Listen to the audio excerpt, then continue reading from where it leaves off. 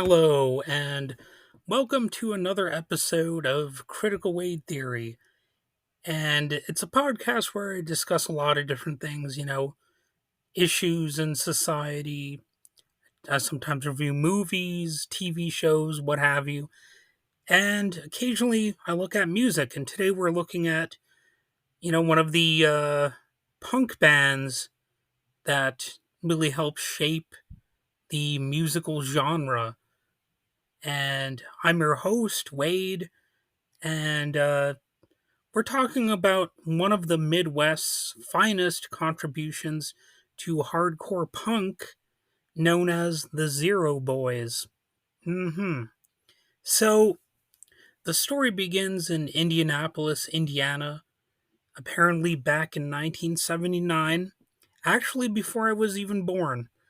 Punk rock was exploding on both coasts, with scenes developing in places like New York and Los Angeles.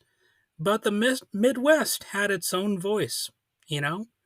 And in the middle of it all was a band that would leave a lasting impact on the hardcore scene. And of course, we're talking about the Zero Boys here, so who else would I be yapping about? I'm sure there are some other bands that I could mention here, but their song Civilization's Dying, it just kicks ass, and it's a bit of a punk rock anthem, really. And it could have propelled the band into being more well known as far as I'm concerned if it had just, had a little bit more luck. Maybe if they were from a more popular scene. So I'm not going to say that being from the Midwest didn't hold them back in some way, but in a way it kind of shows how influential they were despite their location and its own limitations, because some people, you mentioned the Zero Boys, they'll know who you're talking about if we're talking about the history of punk rock. As you might expect, they were fast, aggressive, and actually incredibly catchy. Like that song I mentioned, Civilization's Dying, very catchy. You should check that song out. You'll probably be like, wow, this is, it's even a little bit of an earworm sort of thing, really. The Zero Boys stood out in the early US hardcore movement by blending raw energy with infectious hooks. Their debut album, Vicious Circle, was released in 1982, and it's considered a bit of a landmark in American hardcore, and one of the primary albums from the Midwest.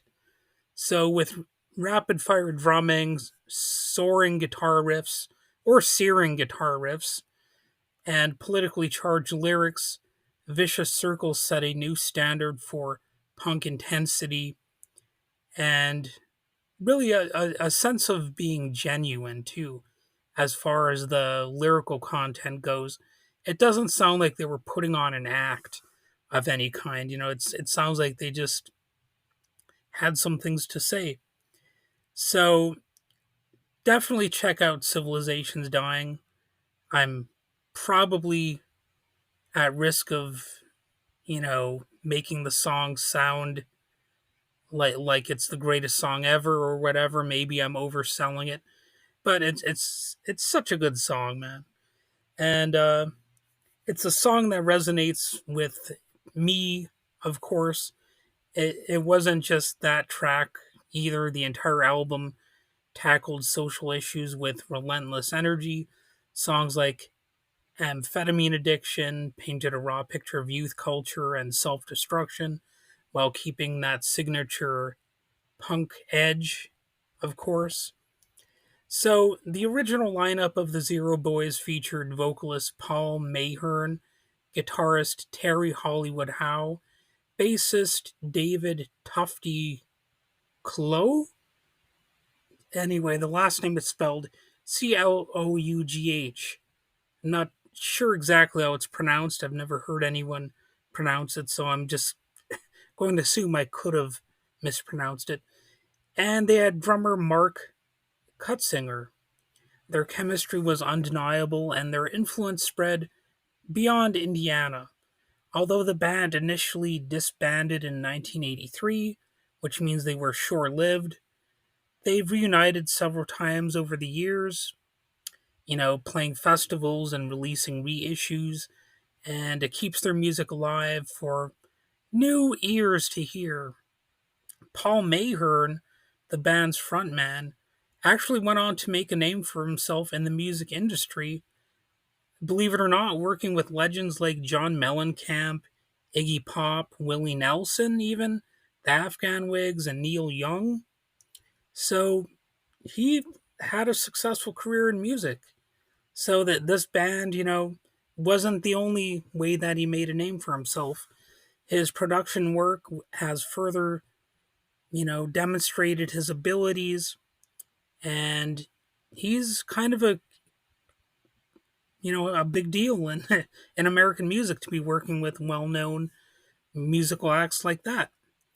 The Zero Boys may not have had the commercial success of some of their contemporaries, but their impact is definitely there.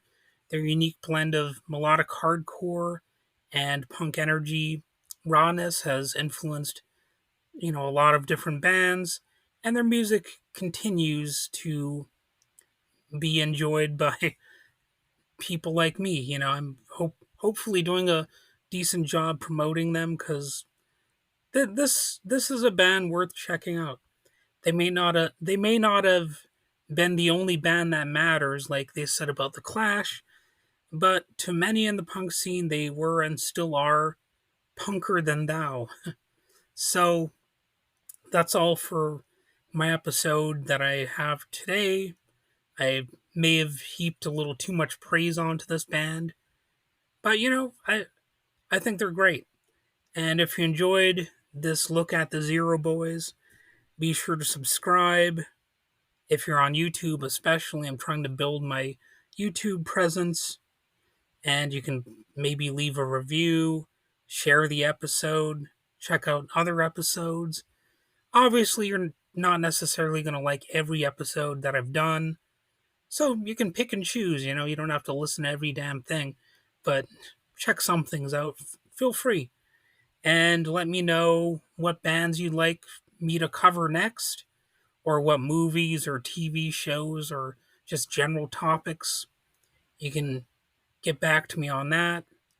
And until next time, stay loud, stay fast, and stay punk.